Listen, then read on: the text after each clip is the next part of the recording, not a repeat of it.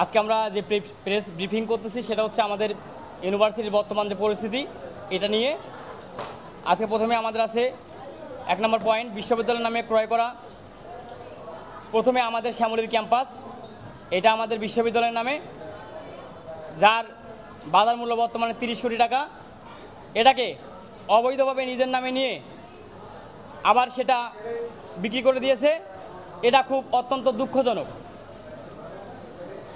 2 নম্বর বিষয় হচ্ছে বিভিন্ন খাতে উন্নয়নের নামে অর্থ আত্মসাৎ, বিশ্ববিদ্যালয়ের সরঞ্জাম ওয়েস্টেজ মালামাল যেগুলো নিজের কোম্পানিতে নিয়ে চলে গেছেন কোনো প্রকার টাকা ছাড়া, যার মূল্য লক্ষ লক্ষ টাকা।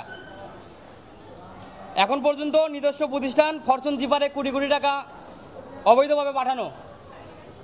কিছুদিন আগে আমাদের ইউনিভার্সিটিতে নাকি ফান্ড নাই, সেখান থেকে 5 কোটি টাকা নিয়ে এসছে কোনো প্রকার ডকুমেন্ট ছাড়া, কোনো রিকোয়েশন ছাড়া। ট্রাস্টি বোর্ডের লোকজন সব ধরনের অর্থনৈতিক কাজ করে যা অবৈধ, ওই টাকা নিজের মতো করে উত্তোলন করা যাবে আইনি। শুধুমাত্র একটি পেন ড্রাইভের কথাই বলি, একটি পেন ড্রাইভের দাম 700 টাকা, যার বাজার মূল্য বর্তমান আছে 350 থেকে 400 টাকা। এখানেই 300 থেকে 400 টাকার দুর্নীতি। একটা পেন ড্রাইভের দুর্নীতি যদি 400 টাকা হয়, তাহলে আপনি বোঝেন এই 10 মাসে যতগুলো কাজ করেছে প্রত্যেকটা পেপারস আপনি লক্ষ্য করে দেখতে পারবেন, সেখানে প্রত্যেক টাকাতে দুর্নীতি। কোনো নোটিশ ছাড়া বেআইনিভাবে স্টাফদের চাকরিচ্যুত করা। আমরা পার্সাস থেকে খবর পেতাম যে এখানে দুর্নীতি হচ্ছে, কিন্তু তাদের মাধ্যমে আমরা জানতাম না। সেই খবর তারা জানার পর পার্সাস থেকে সেই আমাদের ভাই এবং বোনদেরকে 13 বছর হলে তারা চাকরি করে, তাদেরকে চাকরিচ্যুত করা হয়েছে কোনো প্রকার নোটিশ ছাড়া। এই ধরনের রুলস কোনো ইনস্টিটিউশনে আছে কিনা আমার জানা নেই। শিক্ষার্থীদের নানা মহল থেকে প্রাণনাশের হুমকি, যা অত্যন্ত দুঃখজনক এবং ঘৃণিত কাজ।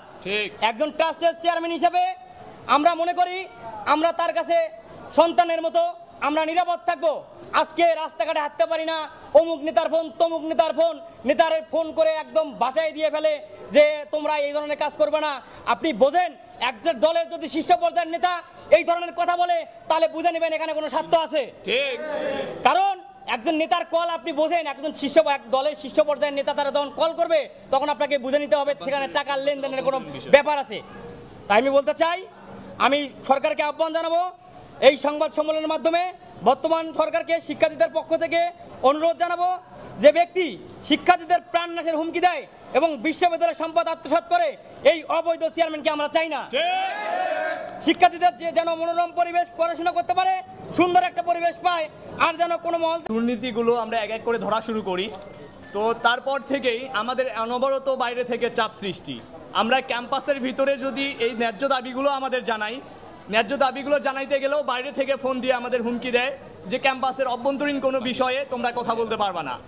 আমরা এই ক্যাম্পাসের স্টুডেন্ট, এখানে ভালো মন্দ দেখার দায়িত্ব আমি আমার অথরিটিকে জানাইতেই পারি, কিন্তু অথরিটি এই কথাটা প্রশাসন হয়তোবা আমাদের ক্যাম্পাসের যে প্রশাসন আছে তারা আমাদের তলব করতে পারে বা আমাদের বলতে পারে, একটা নেগোসিয়েশন করতে পারে, কিন্তু এই কথাটা ডিরেক্ট চলে যায় বাইরে। এমনকি বাইরে থেকে ফোন আসে আমাদের, এসে বলে যে এইসব কাজ করা যাবে না।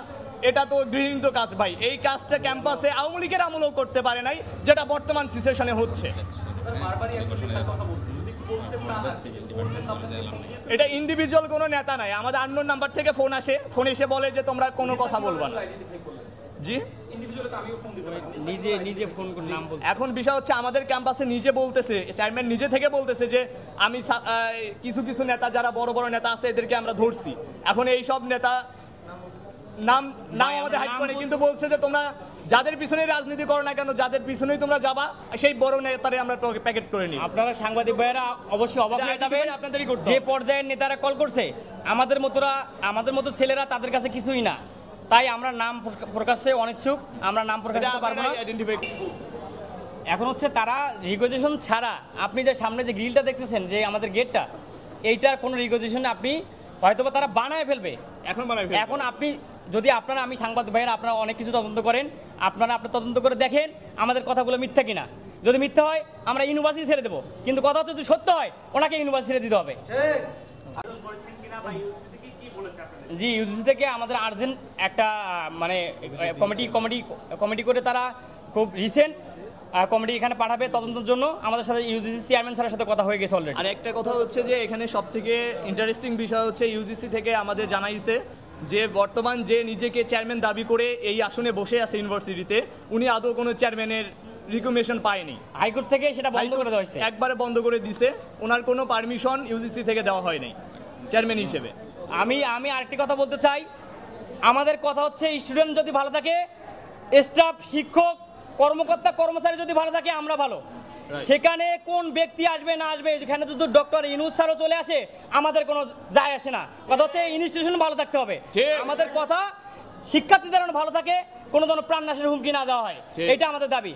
উনি যদি ভেবে থাকে যে বড় বড় নেতা দিয়ে হুমকি দিয়ে আমাদেরকে মুখ বন্ধ করে দিতে চায়, দেওয়ার জন্য হুমকি দেয়, সেটা উনি ভুল করবেন। কারণ এই ছেলেরা জুলাই আগস্টে বুলেটের সামনে ইট নিয়ে দাঁড়ানো ছেলে, এরা এই হুমকিকে ভয় করে না ইনশাল্লাহ।